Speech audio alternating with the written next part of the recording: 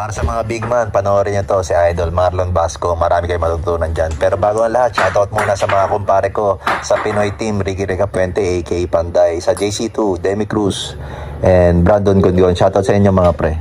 So ayan guys, no, panoorin natin si Idol Marlon Basco. Ayan, no, spacing lang, easy basket na. Ang galing niya pumesto. Makikita nyo, ayan, no, dalawa bantay pero nakapesto siya na maganda. Advantage siya, easy basket na yan naman para sa kanya guys. Ayan, tingnan nyo guys, oh, binababa ni Roger Rapp yung bola, kumuha siya ng space. Ayan, simple, easy basket na yan naman. Ang dali sa kanya ng basketball kung makikita nyo. Ayan, makikita nyo siya sa gilid guys. Relax lang kunwari yan, pero kumukuha na ng timing yan. Ayan, kuha ng space, easy basket.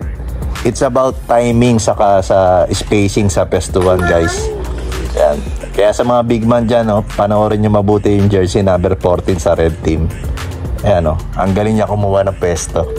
Marami kayong matututunan dito for sure. Panoorin nyo lang yung mga galawan niya guys. Mula first quarter hanggang fourth quarter, wala siyang labasan dito. Siya nga pala sa Still Got Game ko to nakita guys, sa SGG. Followers nyo po ako, pero po muna ng video nyo, i-review po natin si Idol Marlon Basco. Ayan guys, oh, kuha niya space kaagad, oh. Nakakakuha pa na offensive rebound.